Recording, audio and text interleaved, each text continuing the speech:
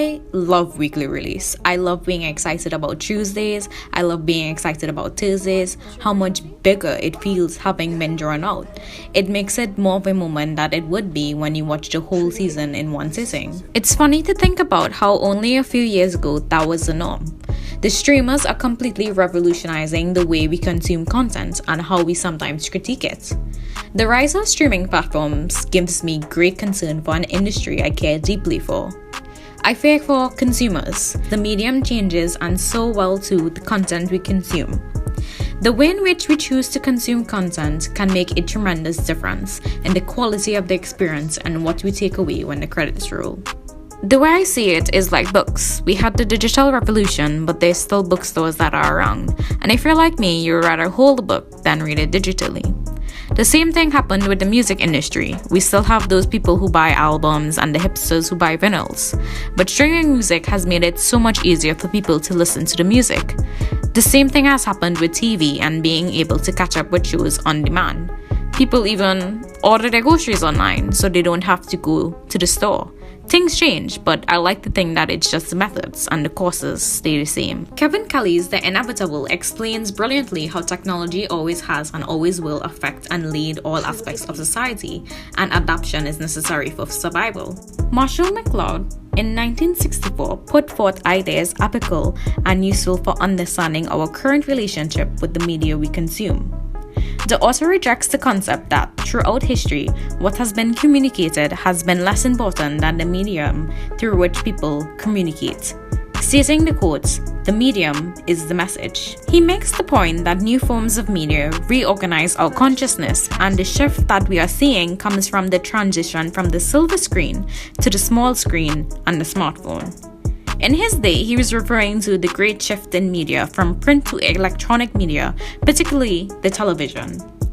He described printed media to be hot media, an intense one-way unloading of high-definition information into the mind. On the other hand, he described television to be cold media, a low-definition unknown, a busy house interrupted by commercials demanding participation to fill the gaps of information. I think that given this framework, one could describe the weekly release as our form of hot media when it comes to the consumption of shows and movies, while streaming, the binge model, can be described as our form of cold media, a wholly new medium reshifting our consciousness once again. Just the way we watch is different. We're close to a small screen similar to the aforementioned shift to a lower resolution. Fast forward, it's come to a choice. Do we want to wait it out and binge in one go? Or do we want to digest weekly, to active theorizing, water cooler discussions, and more importantly, anticipating an episode of television?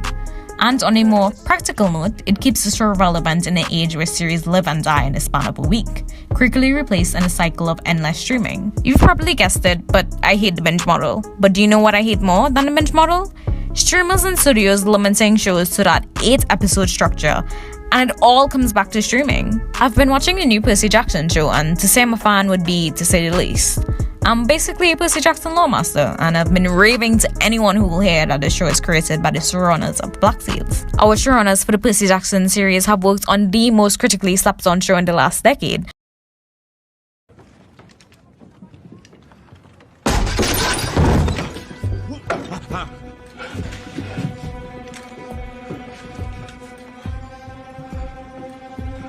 Shoot this one. He'll get to the pistol. This one has more scars, more fights. You've got a better chance against this one. Not if he shoots me first. You can beat him to it. Do it. Quickly. So I actually have to fight him? Well, what the fuck did you think was gonna happen? And how we're in pretty solid hands. And how we've even gotten Black Sails alumni actors popping in. You know, the whole yard. But I've got a problem. See, I've been debating making this video because a faithful Percy Jackson adaptation is all I've ever wanted. And we're getting it. The kids are hitting every single beat perfectly. Walker Scobell is an incredible Percy Jackson. The voice acting, believing himself dead, immaculate. And then so is Leah. Every time she speaks, I'm like, where's her Emmy? And then Aaron, easily the star of a future A24 number. It's almost like they ripped them straight from the books and cast 3 of the best actors of their generation, and I'm so ecstatic about it. I'm loving the changes. I'm loving the decision to streamline the themes of the book in the series. The theme of parenting, family, and transactional love is so strong in this. And it feels nitpicky to even be saying this after what these first 4 episodes are plot and themes wise, but it's just that each episode feels like it finally starts to go somewhere and do the book justice, and it abruptly cuts to the end credits. I feel like we're getting all the build up from the book, but then seeing none of the payoff on screen. I know it's gonna be hard to adapt a book series like this, and that's because it's so loved, because so many people love it and love the specific version of it they've come up with in their head. But you're scared because that's your childhood. It's an intrinsic, integral, ingrained part of who you are and what shapes your part of your passage on earth here. I believe we're all made up of those that came before, and the stories and icons and monuments from your childhood.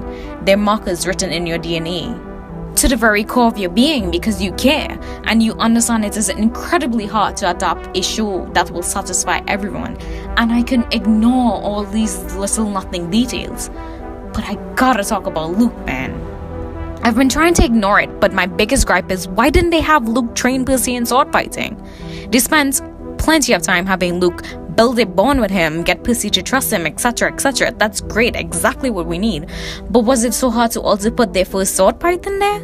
It wouldn't have taken too much runtime. One scene. Without it, there are several ripple effect issues with the plot that I fear. There's a scene in the books that shows the greatest swordsman the camp has ever seen, Luke Castellan, getting disarmed by Percy Jackson.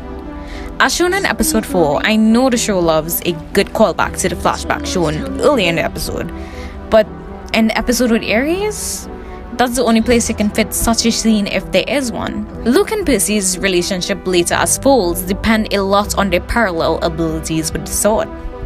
The whole series conflict is encapsulated by the two as antagonists versus protagonists, Luke versus Percy, Backbiter versus Riptide, Blade versus Blade. Their common weapon is used to show how they have similar stories and similar power/abilities, and they choose to do very different things with them. The initial crash is also a foreshadowing fight.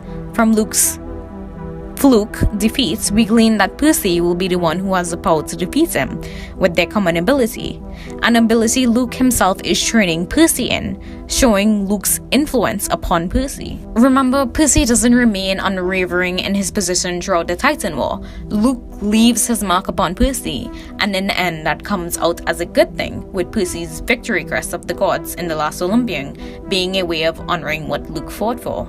I'm not at all doubting the Black Sails writers or Uncle Rick, but the streaming age has a writing problem.